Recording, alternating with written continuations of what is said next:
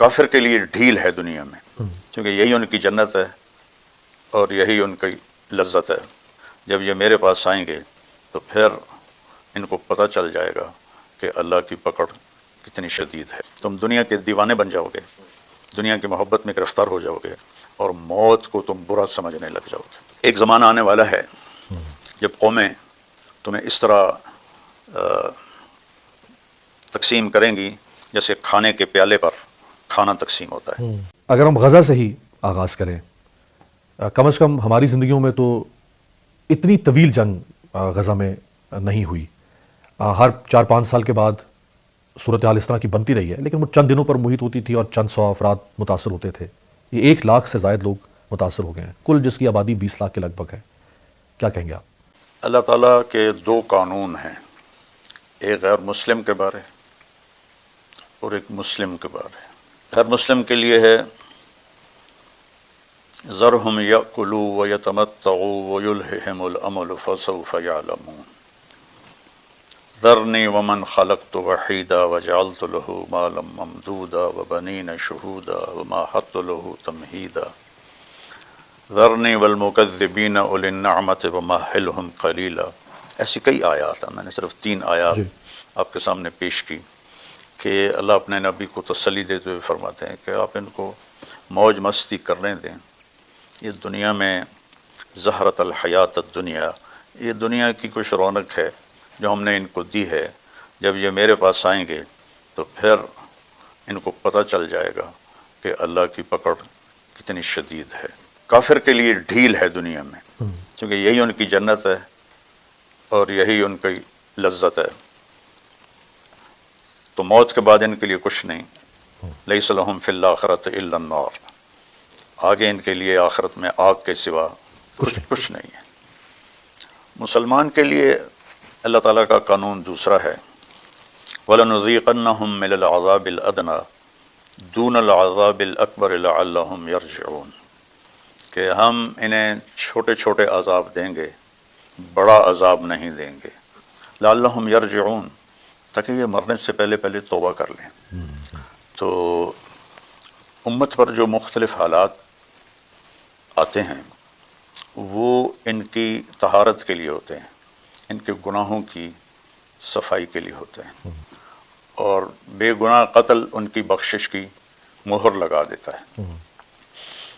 آپ نے فرمایا کہ میری امت پر آخرت میں بڑا عذاب کوئی نہیں، ان کی سزا دنیا ہی میں ہے قتل و غارت۔ چنگیز خان نے 2 کروڑ مسلمان ذبح کر دی، تیمور کم بخت مسلمان تھا، مسلمان ہو کے اس کم بخت نے اپنے دادے کی روایت کو زندہ کیا اور 2 کروڑ مسلمان ذبح کر دیے، تھوڑے سے اس میں ہوں گے غیر مسلم۔ تو اس طرح جو آفات آتی ہیں یہ ان کے گناہوں کی صفائی کے لیے ہوتی ہیں۔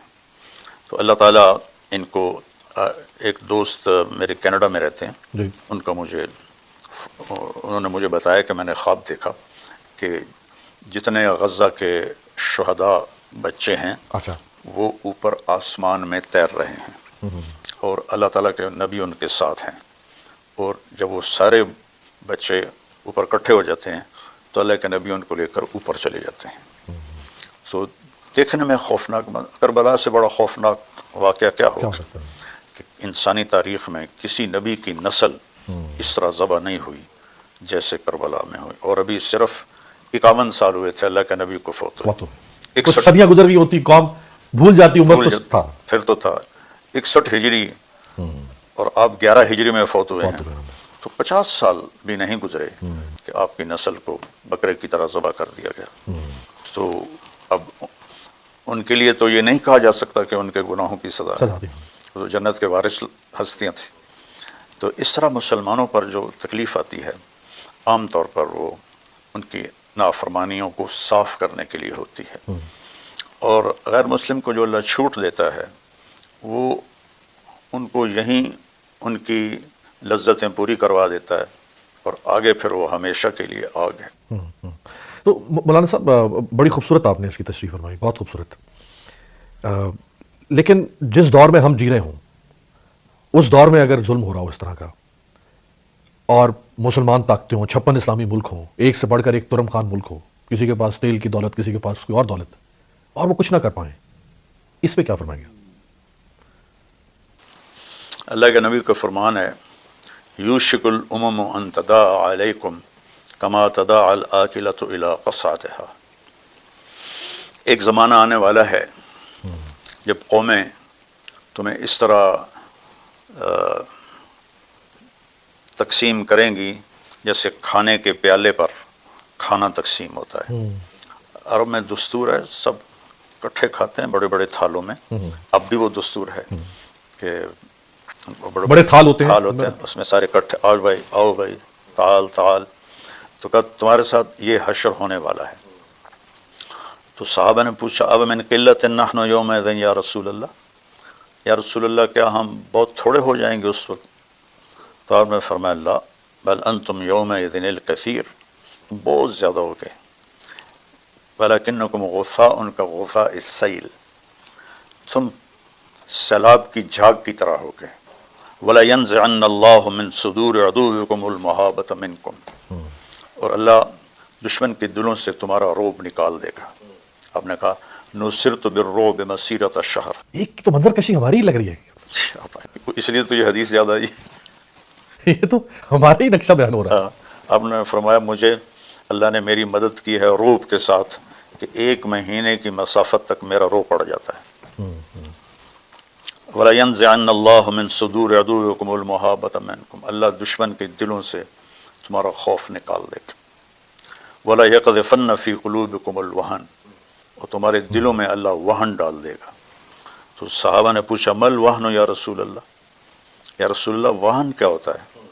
تو آپ نے فرمایا حب الدنیا و کراہیت الموت، تم دنیا کے دیوانے بن جاؤ گے، دنیا کی محبت میں گرفتار ہو جاؤ گے، اور موت کو تم برا سمجھنے لگ جاؤ گے، موت سے تمہیں ڈر لگنے لگ جائے گا۔ جب شمر نے کہا نا امام حسین علیہ السلام سے کہ ہم تم سب کے سر کاٹ دیں گے، تو وہ آگے ہنس پڑے، اب الموت تخوفنی، تو مجھے موت سے ڈراتا ہے، کیا تو مجھے موت سے ڈراتا ہے۔ کیا ہوا؟ تو اب ہم تو کوئی موت کی بات بھی ہو تو اٹھ کے چلے جاتے ہیں، سنی نہیں جاتی۔ بہت خوبصورت، بہت خوبصورت بیان ماشاءاللہ، دونوں باتیں آپ نے بہت خوبصورت، ایک تشریح آپ نے کر دی کہ یہ جو آزمائشیں ہیں، اور اس وقت دنیا کی 1/4 ممالک مسلمان ممالک ہیں، 1/4، اتنی بڑی طاقت ہے، اور اس کے باوجود وہ ڈر رہے ہیں کہ شاید کسی کا تخت نہ ہل جائے، کسی کا کوئی اور کو بندر کا بند نہ ہو جائے، کسی کا کوئی کاروبار نہ ٹھپ ہو جائے۔